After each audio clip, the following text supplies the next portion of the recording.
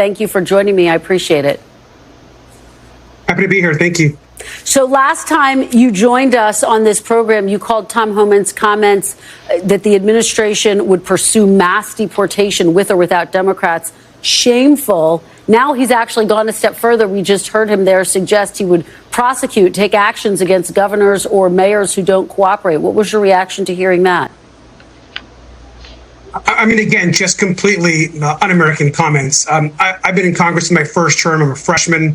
I was mayor of my city for 8 years before I got to Congress, and I can tell you that mayors want to see their police officers focus on the things that matter on the ground. And that is ensuring that there's traffic tickets being given out, that when people call 911, someone's there to help. No one is interested, including, by the way, most major city chiefs that have spoken out, in being somehow these immigration force polices across the country.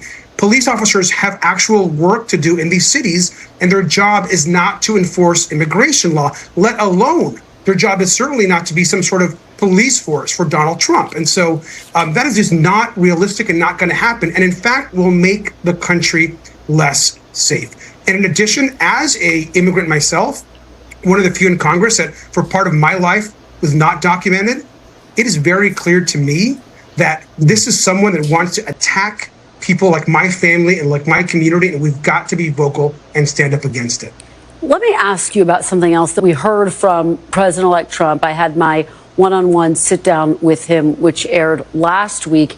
In it, he seemed to suggest that he does want to find a path for dreamers. An immigration advocate made this a call to action, was here on this program yesterday. Let me play you a little bit of my conversation and get your reaction on the other side.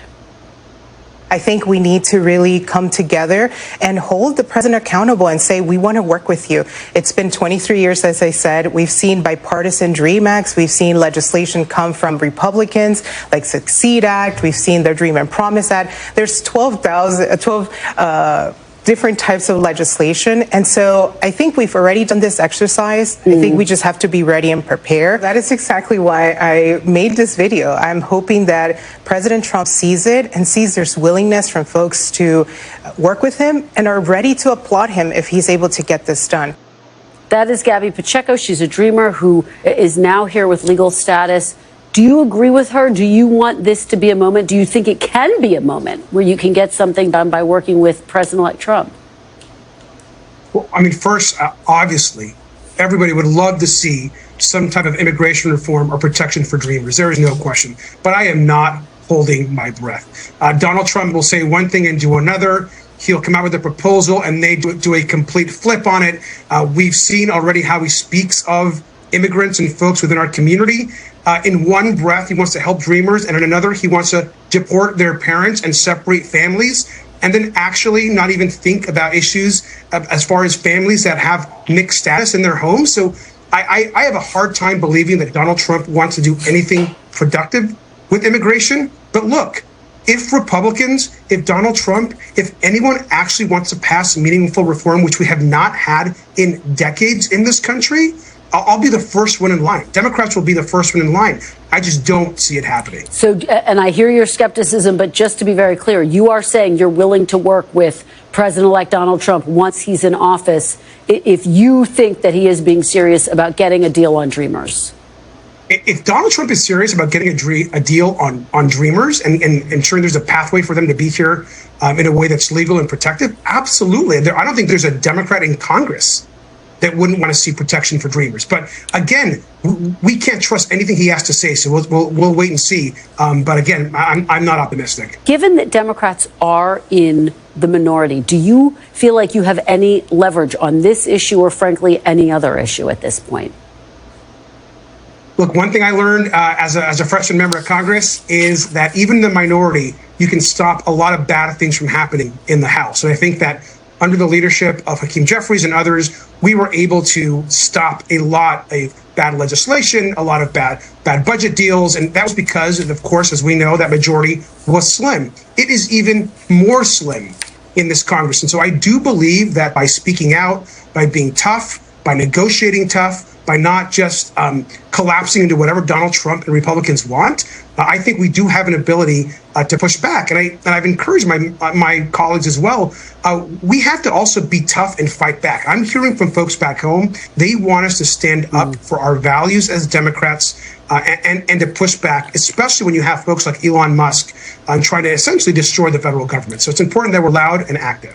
Well, let me ask you about another aspect of what we heard from President-elect Trump, comments that he made about jailing members of the January 6th committee. NBC News has reported that President Biden's actually now considering preemptive pardons for people targeted by Mr. Trump, folks like Senator Adam Schiff, former Congresswoman Liz Cheney, maybe even Anthony Fauci. Do you think that President Biden should issue those preemptive pardons, and should they be accepted? So I think that we should expect Donald Trump to be as vindictive as he always has been. Look at who he's putting in charge of the FBI or wants to.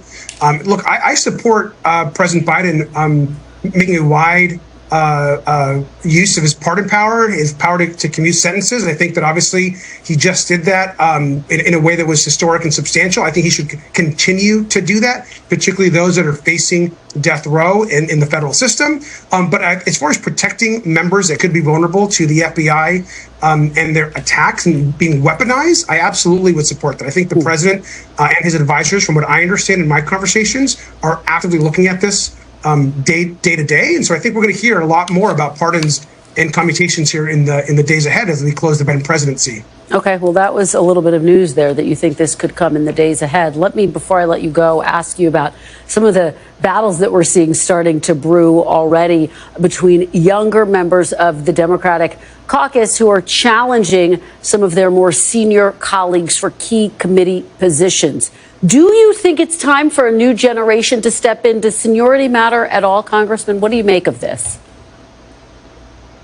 Look, I think you can do both. I think, look, seniority is important because you have experience, you have folks that have relationships and know how to be in the system.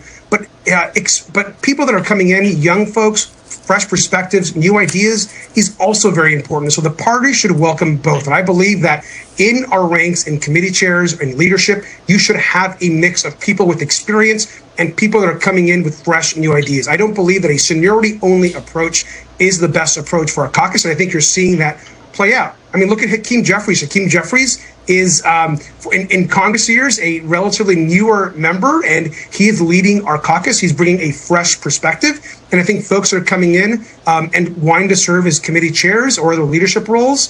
I just got elected to leadership myself as an incoming sophomore. I think it's good to have those different perspectives, and I support it. I think it's good for the party. All right, Congressman Robert Garcia, thank you so much. Really appreciate it.